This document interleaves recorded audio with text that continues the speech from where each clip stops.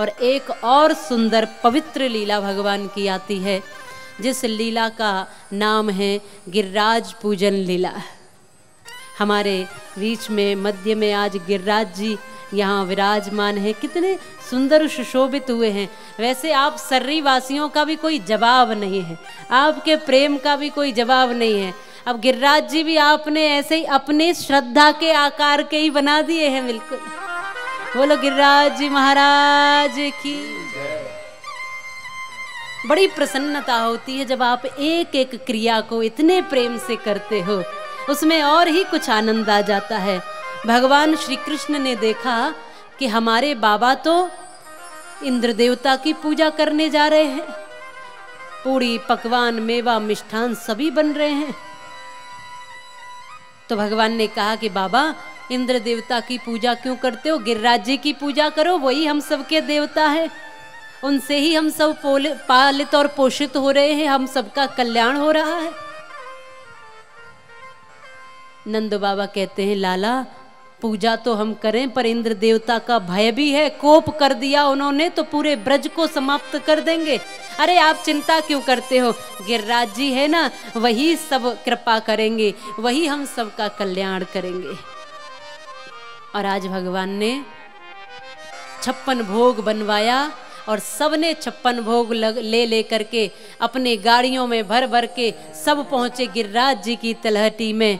कहा कि प्रभु गिरिराज देवता ही हम सबके देवता हैं, इसलिए उन्हीं को भोग लगाओ। अब डर रहे हैं नंद बाबा। नंद बाबा कहते हैं कि लाला इंद्र देवता कुपित हो गए तो, बोले रक्षा करेंगे गिरिराज जी, आप चिंता क्यों करते हो। और तुम्हारे देवता कैसे हैं, देखो हमेशा लेते ही रहते हैं, लेते ही रहते, और जो हमेशा लेता रहे वो तो लेवता होता है, देता है वही तो देवता होता है। तो हमारे गिरिराज जी सदैव देते रहते हैं, इसलिए आप उनकी पूजा करिए। तो सब पहुंचे गिरिराज जी की तलहटी में। अब गिरिराज जी को देख के भोले भाले सभी ग्रामवासी, सभी ब्रजवासी कहने लगे लाला तेरे ये देवता को मुख कहाँ है, खिलाएं कहाँ, यहाँ पूरी पकवान मेवा मिष्ठान 56 भोग ये इतने लेकर आए, खिलाएं कहाँ। तो उस समय भगवान श्याम सुंदर ने एक स्वरूप श्री गिरिराज जी में अपना स्थापित किया है और दूसरे स्वरूप से स्वयं गिरिराज जी को भोग लगाया है। बोले शिवा के बिहारी लाल की, श्री कृष्ण कन्हैया लाल की, श्री गिरिराज जी महाराज की। और भगवान की अद्भुत लीला से हम सबको ये सीख दी है कि अरे भोले भाले लोगों, समाज में परिवर्तन बहुत आवश्यक है, समाज में परिवर्तन बहुत जरूरी है। जब तक परिवर्तन नहीं करोगे तब तक समाज में कुछ नई जागृति नहीं आ सकती। अब इंद्र देवता की पूजा बरसों से हो रही थी, पर भगवान ने परिवर्तन किया कि गिरिराज जी का पूजन शुरू कराया। तो कुपित होकर के इंद्र देवता ने वर्षा भी की, मूसलाधार 7 दिन तक वर्षा हुई, पर भगवान ने गिरिराज जी को अपनी उंगली पर धारण किया और सब ब्रजवासियों की रक्षा करी है। भगवान कहते हैं जो रूढ़िवादिताएं चली आ रही हैं उनको कुछ बदलो। तमाम रूढ़िवादिताओं में भोले भाले लोग फंसे हैं, या तमाम परंपराओं के नाम पर बहुत कुछ कार्य अभी भी ऐसे करते हैं जो कि समाज के लिए हितकर नहीं है। इसलिए एक ध्यान रखें बात कि जिस कार्य को करने से शरीर, आत्मा और समाज इन तीनों का कल्याण होता हो वही धार्मिक कर्म है, और जिससे तीनों का कल्याण ना हो वो धार्मिक कर्म नहीं है। उनको छोड़ देने में ही भलाई है, उनको छोड़ने में भलाई है। जैसे कथा में आप आए हो तो इससे शरीर का भी लाभ, तालियां बजाते हो, भगवान का कीर्तन करते हो तो स्फूर्ति आती है, जागृति आती है। और समझदार लोग कहते हैं कि बहुत सी बीमारियां तो तालियां बजाकर संकीर्तन करने से शरीर की ठीक हो जाती है। तो शारीरिक लाभ है कि नहीं है, दूसरा आत्मिक लाभ है कि नहीं है, आत्मा भी प्रसन्न होती है भगवान की कथा में, और समाज का भी कल्याण होता है, उद्धार होता है, परिवर्तन होता है। तो ये कर्म कौन सा हुआ, ये कर्म हुआ धार्मिक कर्म। और दूसरी बात, शराब पीने से क्या होता है? क्या शरीर का कल्याण होता है? आप बताइए। अच्छा, कितने लोग हैं पीने वाले? जरा हाथ खड़ा करिए।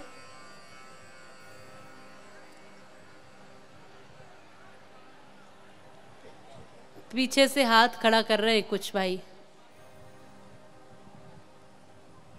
कितने लोग हैं पीने वाले? वो हाथ खड़ा करें।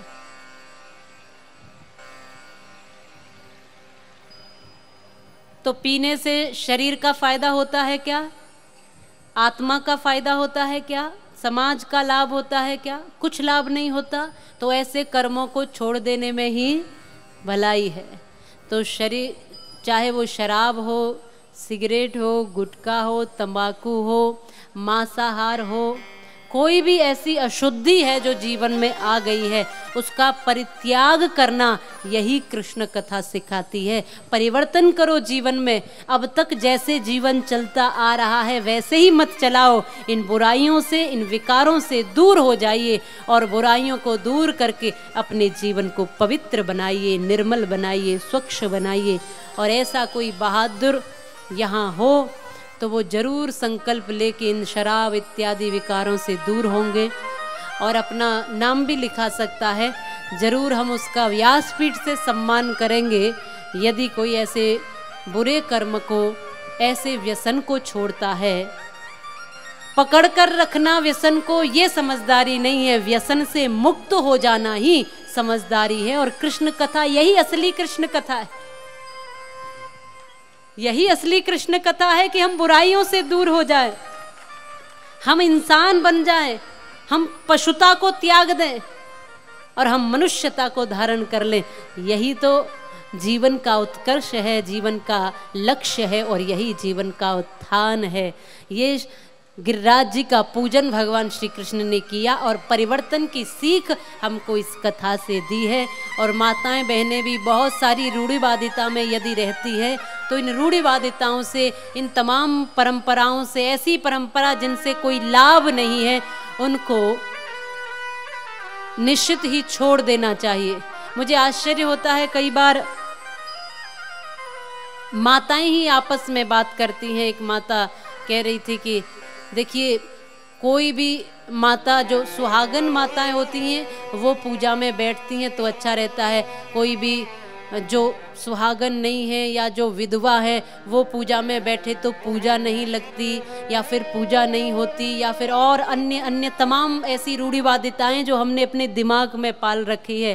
तो याद रखना कि पूजा का और सुहाग का इससे कोई संबंध नहीं है। पूजा शरीर का विषय नहीं है, आध्यात्म शरीर का विषय नहीं है, भक्ति शरीर का विषय नहीं है, भक्ति तो आत्मा का विषय है। और आत्मा सुहागन या सधवा या विधवा नहीं होता, आत्मा स्त्री या पुरुष नहीं होता। भगवान की पूजा तो सभी कर सकते हैं और जब भी चाहे कर सकते हैं। बचपन हो, जवानी हो, बुढ़ापा हो, सोते हो, जागते हो, खाते पीते, हंसते रोते, चलते फिरते, उठते जागते, जब मन चाहे, जिसको चाहे, जो चाहे, जिस अवस्था में हो, कैसी भी अवस्था में, कोई भी किसी भी शरीर में, किसी भी रूप में, किसी भी अवस्था में, किसी भी समय में आप भगवान की भक्ति कर सकते हो। इस बात को समझ लेना। आप कभी भी भक्ति कर सकते हो। भक्ति तो हमारा आत्मा का विषय है, आनंद का विषय है। तमाम रूढ़िवादिताओं को छोड़ना पड़ेगा। कहीं बलि प्रथा, कहीं तमाम प्रथा, कभी ये प्रथा वो प्रथा, इन सब प्रथाओं को त्यागिए। अब जहाँ बलि चढ़ाई जाती है वहाँ मांसाहार खाते। मैं कहती हूँ कि बलि चढ़ा के क्या करते हैं? अरे बोले भगवती को भोग लगता है और फिर उसके बाद फिर हम प्रसाद पाते हैं। मैंने कहा भगवती प्रसाद नहीं पाती है, तुम ही प्रसाद बना करके पाते हो इसको। तुम्हें खाना है इसीलिए तुम ये निर्जीव की हत्या कर देते हो। अरे माँ भगवती के लिए तो हम इंसान ही नहीं, वो सभी जीव जंतु भी उसकी संतान है। तो कोई भी माँ अपनी संतान का खून पिएगी क्या?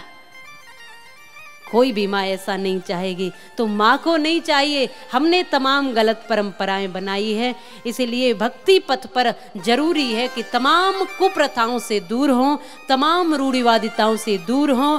और भगवान श्री कृष्ण कहते हैं कि गिरिराज जी की शरण में आए, श्री ठाकुर जी की शरण में जब हम आएंगे तो इन सब भ्रांतियों से दूर होकर हम अच्छे कार्यों में लगेंगे, सद्वृत्तियों में लगेंगे।